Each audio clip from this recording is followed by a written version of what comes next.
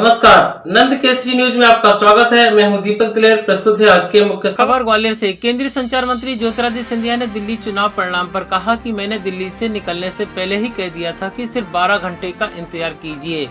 हम यानी भाजपा दिल्ली में स्पष्ट बहुमत की सरकार बनाने जा रहे हैं। शनिवार को ग्वालियर में पत्रकारों से चर्चा में केंद्रीय मंत्री सिंधिया ने बजट को देश को आत्मनिर्भर और भारत को विश्व गुरु बनाने में नींव का पत्थर साबित होने वाला बताया। उन्होंने कहा कि 2027 तक देश को विश्व की तीसरी बड़ी इकोनॉमी बनाने के लक्ष्य की ओर भारत चल पड़ा है। पत्रकार वार्ता में ऊर्जा मंत्री प्रद्युम्न सिंह तोमर, जिला महामंत्री विनोद शर्मा भी उपस्थित थे। केंद्रीय मंत्री सिंधिया ने बजट पर चर्चा करते हुए कहा कि भारत सरकार का यह बजट गरीब, अन्नदाता, महिलाओं और युवाओं पर केंद्रित है। विश्व की विकास की दर देखें तो पिछले साल ही विश्व की विकास दर 3.2% थी और भारत की विकास दर 6.50% थी। इस लिहाजे से हम देखें तो भारत विश्व में 100% अधिक की विकास दर के साथ आगे बढ़ रहा है। उन्होंने कहा कि हमारे देश में यूपीए सरकार के समय तक बैंकों में एनपीए 11.3% था। आज मोदी सरकार की आर्थिक नीतियों के कारण एनपीए घटकर 2.6% पर आ गया है। 9% की इसमें गिरावट जो देश की मजबूती आर्थिक प्रगति को दर्शाती है। उन्होंने कहा कि भारत का निर्यात $600 मिलियन पहुंच चुका है। वहीं विदेशी मुद्रा की बात की जाए तो पहले भारत का विदेशी मुद्रा भंडार $705 बिलियन पहुंच चुका था। उन्होंने बताया कि देश में विदेशी निवेश में तेजी आई है। बजट पर बात करते हुए केंद्रीय मंत्री सिंधिया ने कहा कि देश में पिछले एक साल में अधोसंरचना पर लगभग 11 लाख करोड़ रुपए खर्च हुए हैं, जबकि यूपीए की सरकार में अधोसंरचना पर मात्र 2 लाख करोड़ का खर्च हुआ था। उन्होंने कहा कि रेलवे लाइन हो या राष्ट्रीय राजमार्ग निर्माण, मोदी सरकार में इन पर तेजी से कार्य हुआ है। बीते साल में 17 वंदे भारत ट्रेनें प्रारंभ हो चुकी हैं। सिंधिया ने कहा कि 2027 तक भारत विश्व की तीसरी बड़ी इकोनॉमी बने, इसके लिए प्रयास शुरू हो गए हैं। हम जापान और जर्मनी को पीछे छोड़ने के लिए तैयार हैं। 2028 तक हमें देश को $5 ट्रिलियन की इकोनॉमी वाला बनाना है। साथ ही साल 2030 तक $6 ट्रिलियन की इकोनॉमी बनाने की ओर हम चल पड़े हैं। यूरिया प्रोडक्शन के लिए 3 प्लांट लग गए हैं।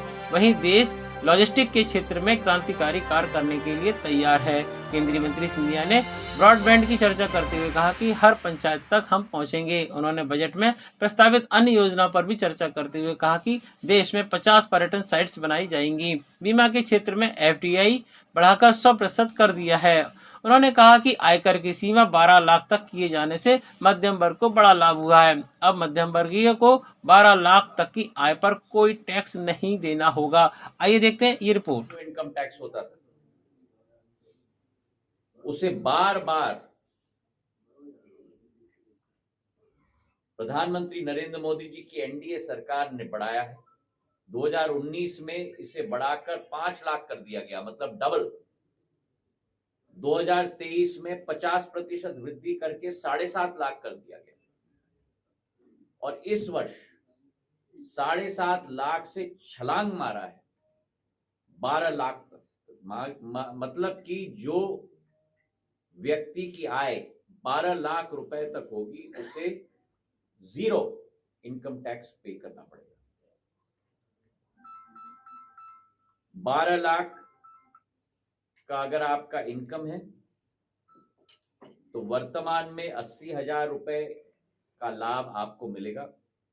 18 लाख का इनकम है तो 70,000 रुपए का लाभ मिलेगा और 25 लाख आपकी आय है तो 1,10,000 रुपए तक का बेनिफिट पिछले वर्ष के मुताबिक। उसका प्रारूप क्या रहेगा? हाँ, तो लॉजिस्टिक्स पार्क नहीं।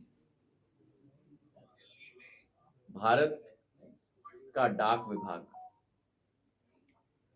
इतना विस्तृत विभाग शायद देश की बात छोड़ दो, लेकिन इतनी विस्तृत विभाग नहीं, संस्था विश्व में नहीं।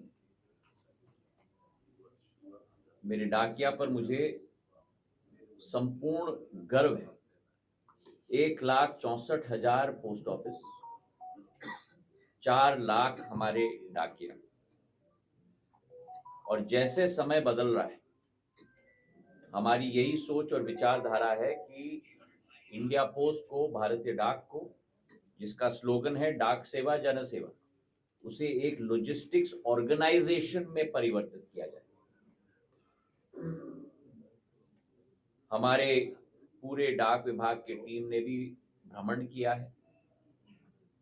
अनेक डाक विभाग देशों का स्टडी की है और हमारा यही एक संकल्प है कि भारतीय डाक विभाग को भी एक logistics organisation end to end, मतलब आपका मेल हो, पार्सल हो, ई कॉमर्स बहुत बढ़ रही है, ई कॉमर्स का भी एक मुख्य अंगरक्षक के रूप में और सेवा के रूप में हमारा डाक विभाग आने वाले दिनों में उभरेगा।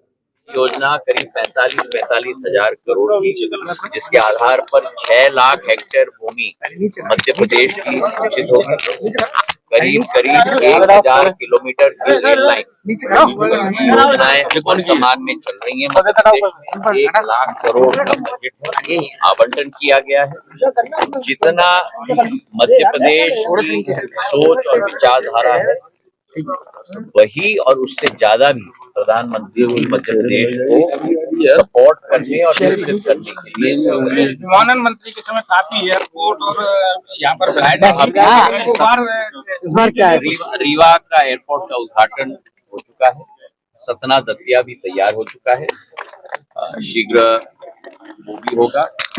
और उज्जैन और शिवपुरी, ये दोनों एयरपोर्ट्स की आज के समाचारों में इतना ही। कल हम फिर हाजिर होंगे, तब तक के लिए मैं इजाजत दीजिए। नमस्कार।